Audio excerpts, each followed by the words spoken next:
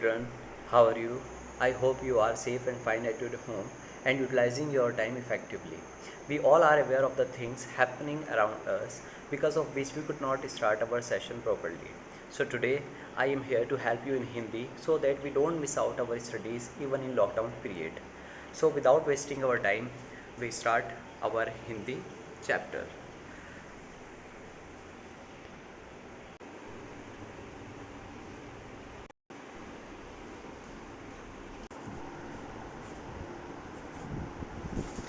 हमारी पाठ्य पुस्तक कक्षा 5 जिसका नाम है रिमझिम। सबसे पहले मैं आपको ये बताना चाहूँगा कि हमारी पाठ्य पुस्तक में जितने भी पाठ दिए गए हैं, पाठों की संख्या है 18। इन सभी पाठों को 4 भागों में विभाजित किया गया है, डिवाइड किया गया है। तो पहला ग्रुप है कुछ पाठों का समूह जिसको नाम दिया गया है अपनी अपनी रंगतें। दूसरा है बात का सफ़र, इसमें भी हमारे 4 पाठ दिए गए हैं। उसके बाद आता है मज़ा खटोला, फिर आसपास। तो सबसे पहले हम लेते हैं अपनी अपनी रंगतें। इसमें कुछ पाठ दिए गए हैं जिसमें कथाएं हैं, लेख है, कविता है, कहानी है और हर पाठ का एक अपना अलग ही रंग है। तो सबसे पहले पाठ का नाम है राख की रस्सी। तो आज हम शुरू करते हैं राख की रस्सी। आप सभी बच्चे अपनी स्क्रीन पर देख सकते हैं टेक्स्ट बुक का आपका पहला पाठ, ऊपर इसका नाम लिखा हुआ है राख की रस्सी। इस पाठ को शुरू करने से पहले सबसे पहले मैं आपको ये बताना चाहूँगा कि क्या आप राख जानते हैं कि राख क्या होता है। हो सकता है कि आप में से सभी बच्चे राख को ना जानते हो कि राख किसको कहते हैं। ठीक है, तो मैं आपको कुछ दिखाना चाहता हूँ। स्क्रीन पर आप एक पिक्चर देख रहे हैं, एक तस्वीर देख रहे हैं जिसमें आपको कुछ एक बाउल के अंदर कुछ पीसेस और कुछ पाउडर की फॉर्म में आपको दिखाई दे रहा है। ये होता है राख। इसके अलावा मैं एक आपको और ये इमेज दिखाता हूँ। इसके अंदर कुछ लकड़ियों को जलाया गया है, ये लकड़ियाँ जल रही हैं। लकड़ी या कोई भी चीज़ जलने के बाद जो पाउडर के फॉर्म में आता है जिसको हम इंग्लिश में बोलते हैं ऐश, ASH, और एशिस, उसी को हम बोलते हैं हिंदी में राख। Ashes is a grey powder like substance that is left after something is burnt. I hope you understand. Then आप अभी सब समझ गए हैं कि राख क्या होता है। तो राख अभी आप सब समझ गए हैं कि राख किसे कहते हैं। अब हम वापस अपने पाठ्य पुस्तक के पहले पृष्ठ पर हम पहुंच गए हैं जिसका नाम है अध्याय का हमारे राख की रस्सी। राख सबको पता चल गया है और रस्सी होता है रोप, कोई भी रस्सी। तो बच्चों इस चैप्टर में है राख की रस्सी। आपके सभी के मन में एक बात चल रही होगी कि राख की रस्सी कैसे पॉसिबल है, पॉसिबल किस तरीके से हम राख की रस्सी बना सकते हैं, या राख की रस्सी तो होना संभव ही नहीं है। तो इसीलिए ये पाठ हमारा और ज़्यादा इंटरेस्टिंग हो जाता है कि हम इसमें देखेंगे और पढ़ेंगे कि क्या राख की रस्सी भी बनाई जा सकती है। रस्सी तो आप सबको पता है ना, रोप, किसी भी तरीके की रस्सी जिस पे हम अपने कपड़े फैलाते हैं या फिर अलग अलग तरह से हमारे यूज़ में आती है। ठीक है, तो चैप्टर स्टार्ट करते हैं हम। आप सभी देखेंगे कि मैंने जूम कर दिया है इसको। सभी पहला शब्द जो लिखा हुआ है लोनपोगार तिब्बत के 32वें राजा सोनगवसेन गाम्पो के मंत्री थे। लोनपोगार एक नाम है तिब्बत के 32वें राजा सोनगवसेन गाम्पो के मंत्री का। तो आप देखोगे बहुत अजीब सा नाम है लोनपोगार। हाँ, ये हमारे कल्चर में, ये हमारे क्षेत्र में इस तरीके के नाम नहीं मिलते हमें, क्योंकि हर जगह का वहाँ के नामों पर वहाँ की भाषा और वहाँ के कल्चर का प्रभाव होता है। तो तिब्बत में जिस तरह का कल्चर है, जिस तरह की भाषा वहाँ पे यूज़ होती है, उसी तरह के वहाँ के हिसाब से वहाँ के नाम होते हैं। जैसे आप अगर किसी, सपोज़ आप अमेरिका में किसी या फिर इंग्लैंड के किसी आदमी का नाम देखोगे तो वो बिल्कुल अलग होगा वहाँ के लैंग्वेज के हिसाब से, वहाँ के कल्चर के हिसाब से।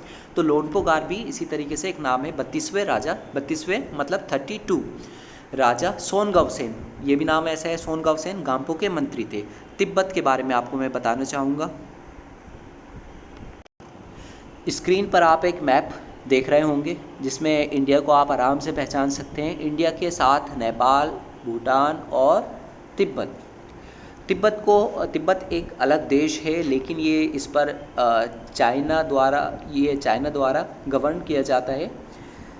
Tibet is located to the south west of the China के साउथ वेस्ट में आप देख सकते हैं।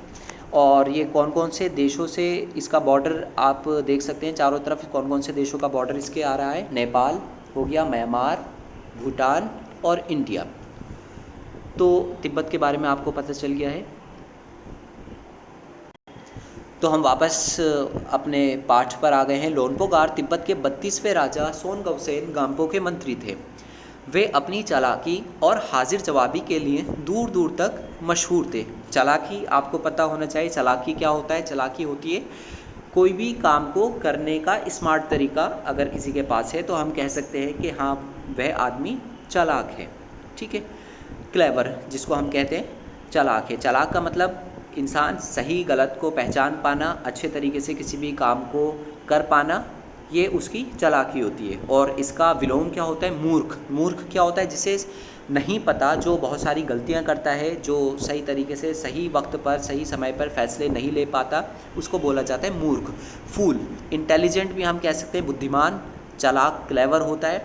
ठीक है, अब उसके बाद लिखा है हाजिर जवाबी के लिए दूर दूर तक मशहूर थे। हाजिर जवाबी भी वही आ गया कि फ़ौरन किसी बात को सुन के उसका फ़ौरन सही तरीके से उत्तर देना, सही तरीके से जवाब देना हाजिर जवाबी कहलाई जाती है। जैसे कोई प्रश्न आपसे पूछा जाता है और आप सोचकर उसका फ़ौरन सही उत्तर दे देते हो तो कहा जाएगा कि आप हाजिर जवाब हो। उसके बाद है हाजिर जवाबी के लिए दूर दूर तक मशहूर थे। मशहूर मतलब फेमस थे, उनके चर्चा थे कि वो बहुत ज़्यादा इंटेलिजेंट है, बहुत ज़्यादा बुद्धिमान है और हाजिर जवाब है, इसलिए दूर दूर तक मशहूर थे।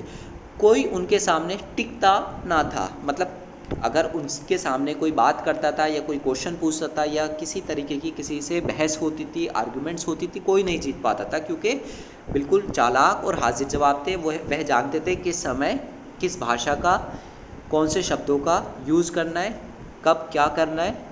तो अपनी बुद्धि से, अपनी समझदारी से वह मशहूर थे। यहाँ तक आपके सब समझ में आ गया होगा। चैन से ज़िंदगी चल रही थी। चैन से ज़िंदगी चल रही थी मतलब सुकून से चल रही थी, कोई परेशानी नहीं थी, कोई प्रॉब्लम नहीं थी। मगर जब से उनका बेटा बड़ा हुआ था, उनके लिए चिंता का विषय बना हुआ था। तो मैं आपको बताता हूँ जी, मैं यहाँ पर हूँ। मगर जब से उनका बेटा बड़ा हुआ था, उनके लिए चिंता का विषय बना हुआ था। उनका बेटा बड़ा हो गया था, एक उनका बेटा था, अब उनके लिए चिंता का विषय था। चिंता मतलब उनको कुछ परेशानी थी, कोई प्रॉब्लम थी, कोई टेंशन थी। किस वजह से थी, हम आगे पढ़ते हैं। कारण ये था कि वह बहुत भोला था। बहुत भोला था। भोला था मतलब बहुत ज़्यादा सीधा था। वह चालाकी नहीं जानता था, होशियारी नहीं जानता था। इसलिए जो उनके पिता थे मंत्री, बहुत ज़्यादा टेंशन में रहते थे, परेशान रहते थे। होशियारी उसे छू कर भी नहीं गई थी।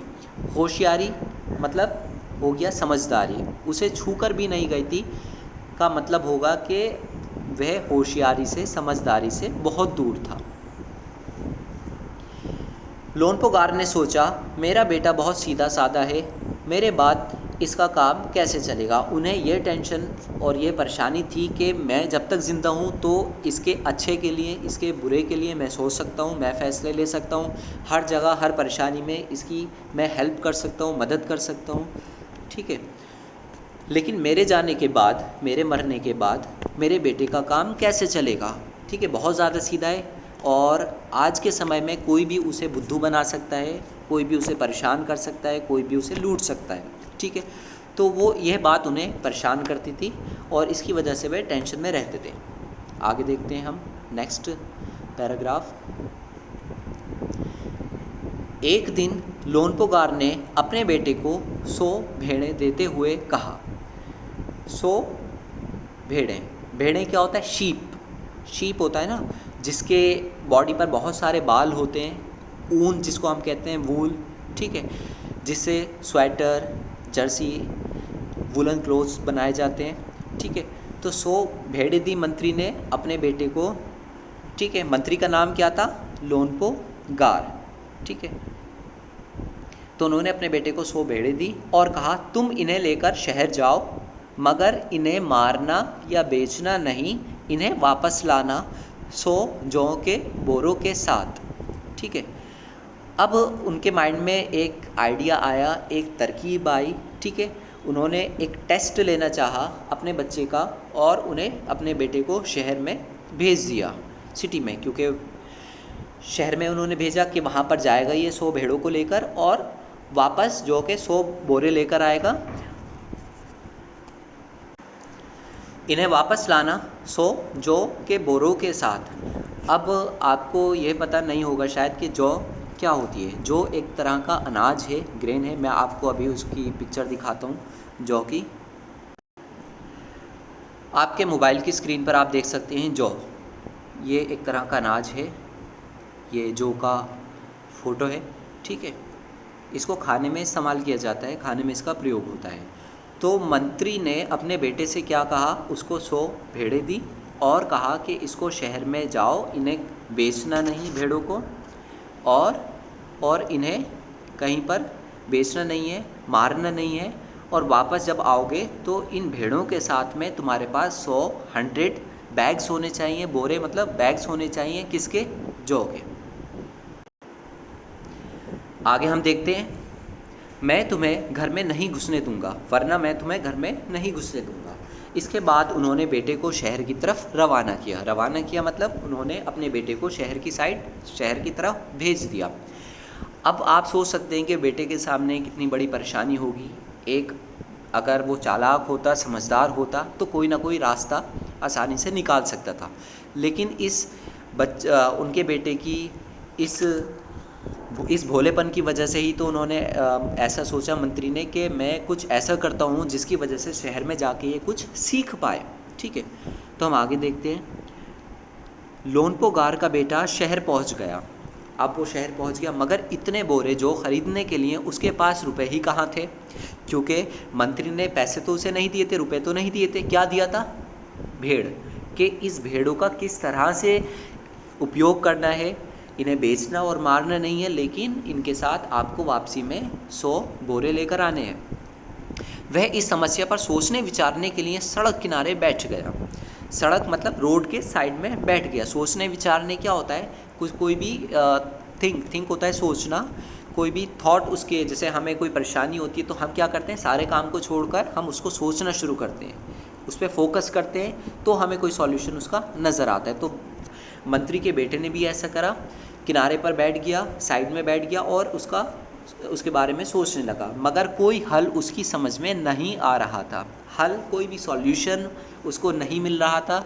वह बहुत दुखी था, बहुत ज़्यादा अपसेट था, उदास था। तभी एक लड़की उसके सामने आ खड़ी हुई। एक लड़की सामने आ गई उसके, बोली, क्या बात है, तुम इतने दुखी क्यों हो? लड़की ने क्या बोला? क्या बात है, तुम इतने दुखी क्यों हो, क्यों परेशान हो, पूछा लड़की ने। लोनपो गार के बेटे ने अपना हाल कह सुनाया। अपना हाल मतलब अपना जो भी उसकी कंडीशन थी, जो भी उसके साथ हुआ था, उसने सुना दिया। इसमें इतना दुखी होने की कोई बात नहीं, मैं इसका हल निकाल देती हूँ। इतना कहकर लड़की ने क्या बोला कि इसमें दुखी होने की क्या बात है, मैं इसका हल निकाल देती हूँ, मतलब इसका सॉल्यूशन है मेरे पास, ठीक है। इतना कहकर लड़की ने भेड़ों, आगे देखते हैं हम, भेड़ों के बाल उतारे और उन्हें बाज़ार में बेच दिया। आपको मैं ये एक पिक्चर दिखाऊंगा जो बुक में बनाई गई है। इसमें आप देख सकते हैं भेड़, और भेड़ों के ही साथ में खड़ा हुआ है लोनपो गार का बेटा। आप फोटो में भी देख सकते हैं कि इसके चेहरे पर कितना भोलापन दिखाई दे रहा है, और उदासी क्यों है? टेंशन की वजह से, क्योंकि इसके पास इसका सॉल्यूशन नहीं है कि पापा ने तो भेज दिया कि जाओ बेटा शहर में जाओ, और मुझे कुछ नहीं चाहिए, मुझे भेड़ें भी वापस चाहिए सही सलामत, और साथ में 100 जौ के बोरे भी चाहिए। अब बेचारा भोला बेटा अब क्या करें, उसके पास कोई सॉल्यूशन नहीं था। तो इतने में क्या होता है, एक लड़की आती है, लड़की कहती है कि परेशान होने की कोई ज़रूरत नहीं है, मैं इस परेशानी का हल निकाल देती हूँ। तो हम आगे देखते हैं। बाल उतारे और उन्हें बाज़ार में बेच दिया। अब बाज़ार में भेड़ों के बाल बेच दिए।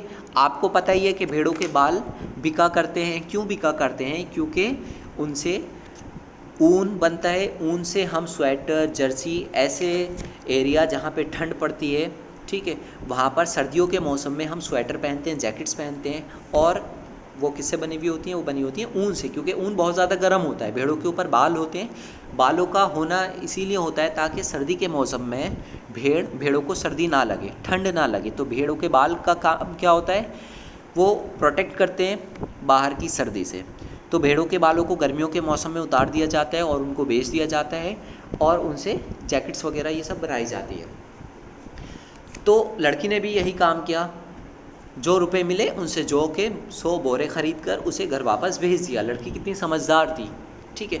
और बेशक आप भी सोच सकते हो, ऐसा आइडिया आपके माइंड में भी आ सकता है कि हम भेड़ों के बाल भी तो बेच सकते हैं, ठीक है। तो मैं अभी पूछूंगा आपसे दूसरी बार फिर ऐसी सिचुएशन आएगी, आप जवाब देना। पहली बार का तो थोड़ा आसान लग रहा होगा आपको कि बालों को बेच दिया, सबको पता होता है आसानी से कि बाल बिक जाते हैं। तो बेटा बहुत ज़्यादा खुश था, अब वह अपने घर वापस जा रहा था। आगे देखते हैं। लोनपोगार के बेटे को लगा कि उसके पिता बहुत खुश होंगे, ऐसा वह सोच रहा था। क्यों सोच रहा था? क्योंकि उसको जो टास्क दिया गया था, क्या टास्क दिया गया था, मैं बार बार रिपीट कर रहा हूँ कि शहर में जाना है, भेड़ों को कोई नुकसान ना हो, कोई भेड़ मरे ना, और बेचना नहीं है, वापस वो बोरों के साथ आना है। तो इसलिए उसे लगा कि मैंने अपना काम कर दिया, अपना टास्क पूरा कर दिया, जो पिताजी ने बोला था। अब बहुत ज़्यादा खुश होंगे वो। आगे पढ़ते हैं हम। मगर उसकी आप बीती पर उन्होंने ध्यान नहीं दिया।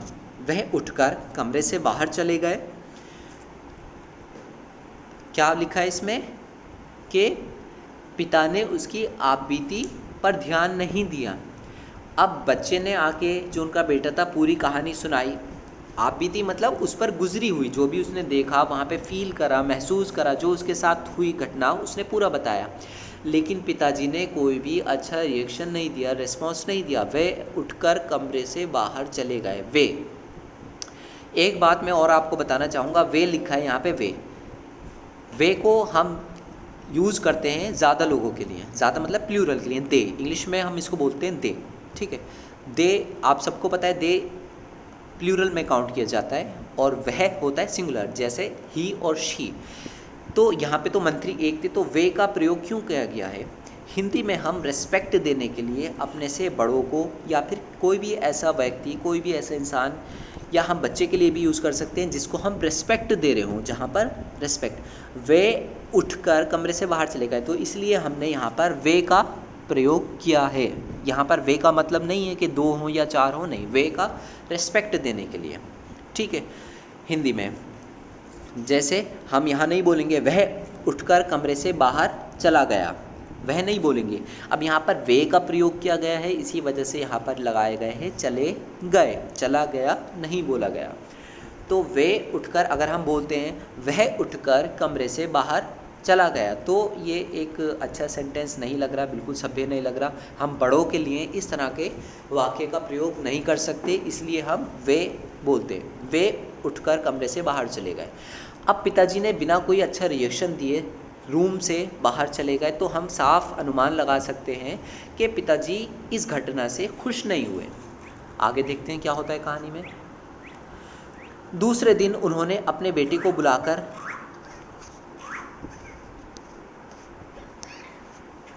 कहा, पिछली बार भेड़ों के बाल उतारकर बेचना मुझे ज़रा भी पसंद नहीं आया। दूसरे दिन नेक्स्ट डे पिता ने क्या बोला?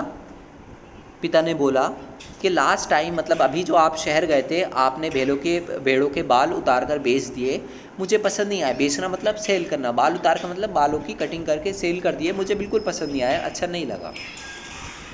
अब तुम दोबारा उन्हीं भेड़ों को लेकर जाओ, उनके साथ जो के 100 बोरे लेकर ही लौटना।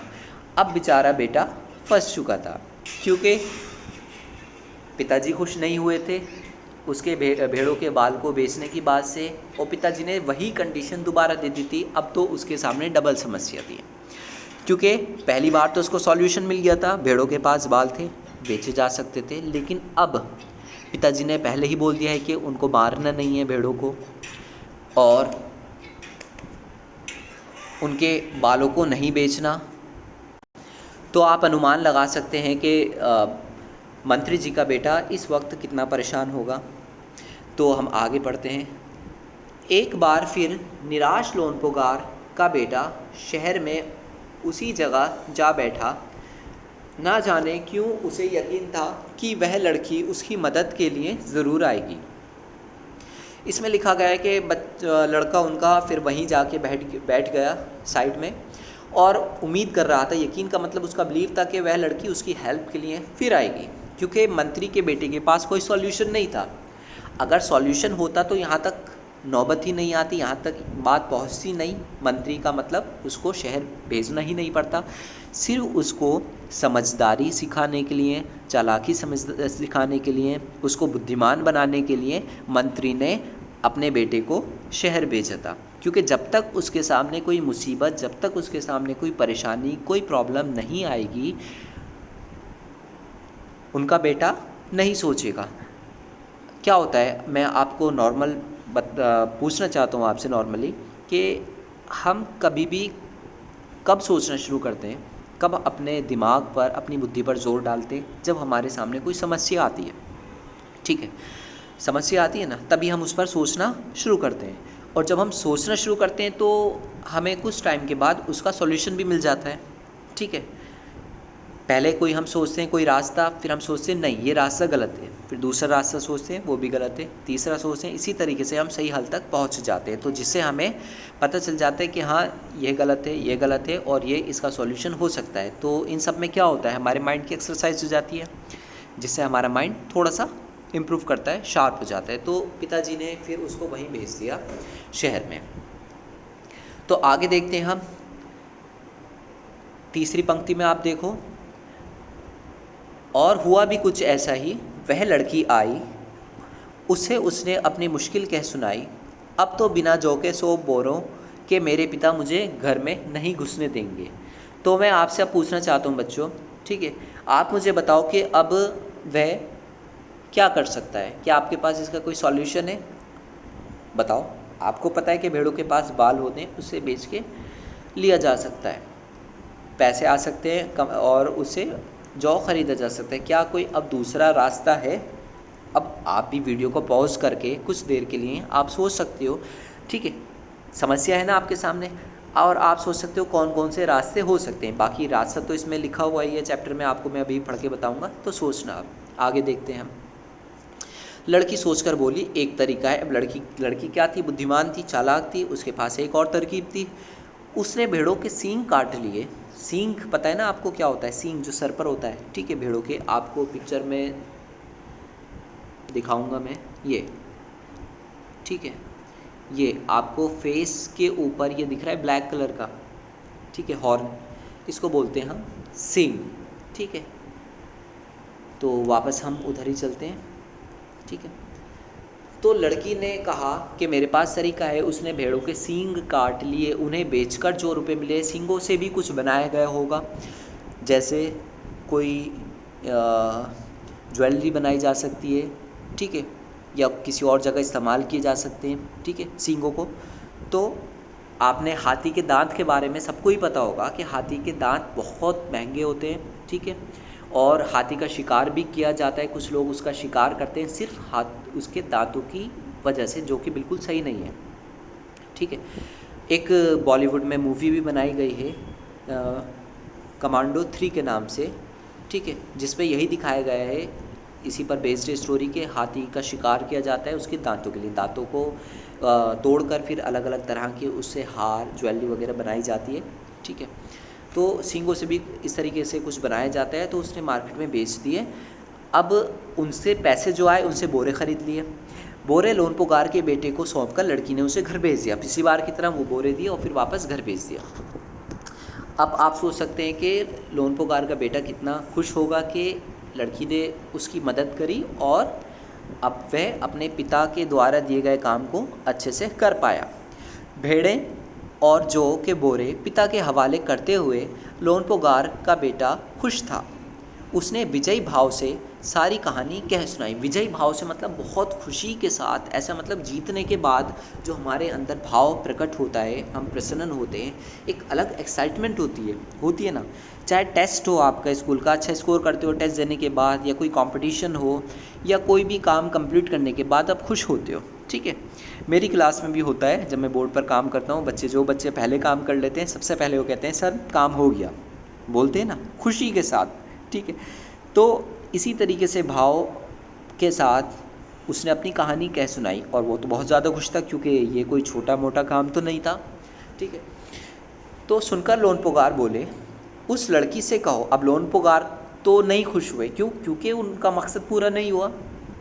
उनका एम क्या था कि अपने बेटे को समझदार बनाना और कुछ ऐसी समस्या देकर उसको सोचने के लिए मजबूर करना, और वो चाहते थे कि इस समस्या का समाधान मतलब सॉल्यूशन, कि उनका बेटा खुद ही निकाले।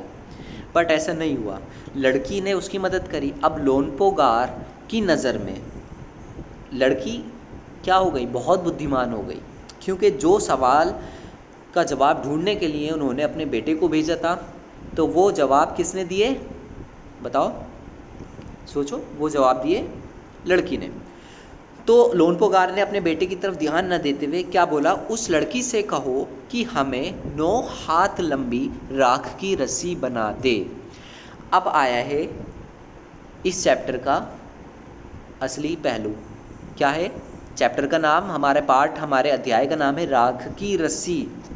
अब आपके सामने बच्चों एक क्वेश्चन और है, ठीक है। अब आप वीडियो पॉज करोगे और थोड़ी देर सोचोगे कि राख की रस्सी किस तरीके से बनाई जा सकती है। क्या सवाल है? लड़की से कहो कि हमें 9 हाथ लंबी राख की रस्सी बनाकर दिखाए। हाथ लंबी मतलब बहुत सी चीज़ों को हम हाथ से नापते हैं, अपने हैंड स्पैन से, ठीक है। सेकंड क्लास में मैथ्स में आपने एक चैप्टर पढ़ा है जिसमें आपने एक्टिविटी करी है मेज़रमेंट की, जिसमें आपने नापा है हैंड स्पैन से, ठीक है। हम बहुत सारी चीज़ों को जब हम छोटे थे तो हम किस तरीके से नापते थे? हमें नहीं पता था कि मीटर क्या होता है, सेंटीमीटर क्या होता है। तो हम एक आइडिया और एक अनुमान लगाने के लिए हम अपने हाथ से, हथेली से नाप लेते, ठीक है, कि हाँ इसकी लंबाई इतनी है। आप सभी को याद होगा, बहुत अच्छे तरीके से याद होगा कि सेकंड कक्षा 2 में आपने ये एक्टिविटी करी है, आपके टीचर ने कराई होगी, ठीक है। तो एक अंदाजे के तौर पे बता दिया कि 9 हाथ लंबी, ठीक है। एक आपको राख की रस्सी बनानी है, बनाकर दें राख की रस्सी। अब सभी के सामने एक प्रश्न है, आप सभी बच्चों के सामने, राख की रस्सी कैसे बनाई जा सकती है? रस्सी तो धागे की बनती है, प्लास्टिक की बनती है ना। इस तरीके से बनाई जाती है। रस्सी आपके घरों में, सबके घर में मौजूद होगी। या फिर मैं आपको बताता हूँ, जैसे यहाँ पे क्या है, मैंने केरला में एक चीज़ देखी है बहुत अच्छी, कि हर चीज़ को कागज़ में दिया जाता है। प्लास्टिक, पन्नी, पॉलीथीन यहाँ पर बैन है। जब से मैं यहाँ पर आया, मुझे यहाँ पर आए हुए हो गए 2 साल से ज़्यादा, 3 साल होने वाले हैं मुझे यहाँ पर। तो मैंने देखा कि मेरे लिए एक नई बात थी, क्योंकि दिल्ली में ऐसा नहीं होता। दिल्ली में उस टाइम पर, अब तो दिल्ली में भी प्लास्टिक और पॉलीथीन बैन है, वहाँ पे भी यूज़ नहीं हो रहा है, लेकिन उस टाइम पर 3 साल पहले जो भी हम सामान लेने के लिए जाते थे, चीनी, शक्कर या कोई भी चीज़ हम लेने जाते थे, अंडे लेने जाते थे, तो पॉलीथीन में करके हमें दे दिया करते थे, ठीक है। लेकिन यहाँ पर मैंने देखा कागज़ के ऊपर एक रस्सी कागज़ के अंदर रखा और रस्सी से उसको बांध दिया। तो मेरे लिए बिल्कुल नई बात थी और बहुत अच्छा लगा मुझे। यहाँ तक कि शक्कर, चीनी, शुगर जैसी चीज़ भी उन्होंने एक कागज़ के अंदर दी और आखिर में उसको एक रस्सी से बांध दिया। रस्सी वो होती है, रस्सी वो छोटी सी हल्की सी रस्सी होती है, आसानी से तोड़ी जा सकती है, तो उसे बांध कर दे दिया। तो वो धागे से बनती है, सूत से बनती है। तो आप क्या ऐसा बता सकते हो मुझे कि राख से किस तरीके से रस्सी बनाई जाए? राख तो आप समझ ही गए ना, मैंने आपको अध्याय के शुरू में बता दिया था कि राख क्या होता है। राख होता है एशिस, जलने के बाद जो पाउडर की फॉर्म में बचता है उसे हम बोलते हैं राख। अगर पाउडर क्या होता है, पाउडर को आप अगर टच करोगे, क्या आप उससे कोई शेप दे सकते हो, कोई उठा सकते हो आप उसे? नहीं उठा सकते ना। तो रस्सी तो बनाने के लिए हमें उसके धागे को, उसके सूत को अलग अलग तरीके से घुमाना पड़ता है ना, है ना। जैसे मैं आपको दिखाना चाहूँगा, आपकी स्क्रीन के सामने मैंने एक रस्सी पकड़ रखी है, आप देख सकते हैं प्लास्टिक की रस्सी है और इस पे आपको डिज़ाइन सा आपको नज़र आ रहा होगा, ठीक है। ये रस्सी तो ये एक बुनी जाती है धागे से, सूत से घुमाकर मशीनों द्वारा इसको बनाया जाता है। तो एक पाउडर से बनाना ये तो संभव नहीं है, ठीक है। रस्सी का इस्तेमाल आप सभी के घर पे रस्सी होती है, इसको बोलते हैं रस्सी रोप। तो इसका आप समझ गए कि इसको किस तरीके से बनाया जाएगा। सिंपल हम सीधे सीधे तरीके से नहीं बना सकते, इसको घुमाकर धागे को, सूत को, फिर इसको बनाया जाता है, ठीक है। तो आप सोचिए कि अब वह लड़की के सामने एक चुनौती है कि राख की रस्सी किस तरीके से बनाएगी, ठीक है। आगे हम देखते हैं, उनके बेटे ने लड़की के पास जाकर पिता का संदेश दोहरा दिया मतलब बता दिया, जो पिता ने बोला था लड़की से कहने को। लड़की ने एक शर्त रखी, लड़की भी बहुत बुद्धिमान है, आप अभी तक जान ही गए होंगे कि लड़की कितनी समझदार है। लड़की ने एक शर्त रखी, मैं रस्सी बना तो दूंगी मगर तुम्हारे पिता को वह गले में पहननी होगी। उसने क्या शर्त रखी, क्या कंडीशन रखी लड़की ने कंडीशन रखी कि रस्सी मैं बना दूंगी मगर कंडीशन यह है कि आपके पिता को उसको गले में पहननी होगी। अब आप अपने पिता से पूछ कर आओ क्या उन्हें ये मंजूर है। अगर वो इसको एक्सेप्ट करते हैं, स्वीकारते हैं, तो मैं रस्सी बनाने को तैयार हूँ मगर उन्हें पहननी होगी।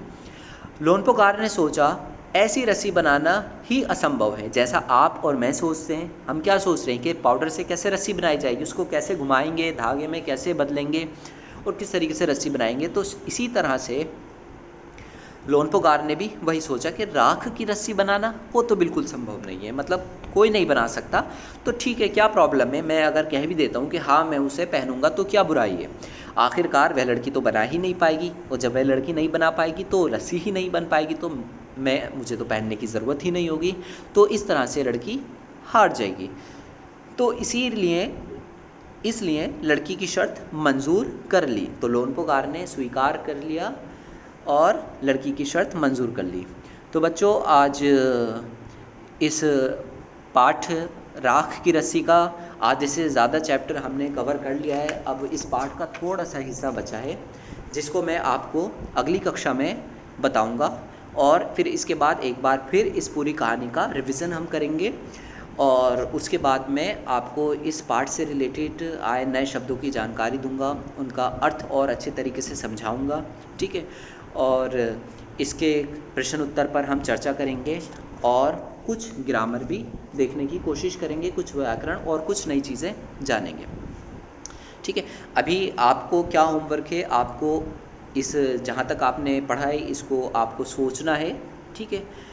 इस पाठ को रिवाइज़ करना है। रिवाइज़ कैसे करोगे आप, पहले जो भी स्टोरी आपने सुनी उसको माइंड में अपने मन में रिवाइज़ करना है, उसके बाद आप अपनी पाठ्य पुस्तक खोल के उसकी रीडिंग कर सकते हैं, ठीक है।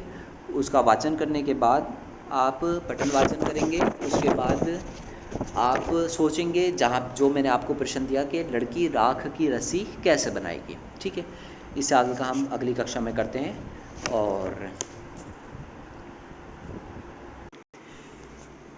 इसी के साथ आज की कक्षा पूरी होती है। जी, मैं आशा करता हूँ कि आपको पाठ अच्छे से समझ में आया होगा, और इससे रिलेटेड कोई भी परेशानी हो, किसी वर्ड का मीनिंग आपको सही समझ में नहीं आया हो, या किसी भी तरह का प्रश्न हो आपके मन में, आप मुझे व्हाट्सएप के थ्रू पूछ सकते हैं। मैं सभी क्वेश्चन का, सभी बच्चों के पूछे गए सवालों का जवाब दूंगा, ठीक है। और आगे की क्लास शुरू करेंगे, इसकी इन्फॉर्मेशन आपको टाइम और इन्फॉर्मेशन पहले बता दिया जाएगा, ठीक है। धन्यवाद।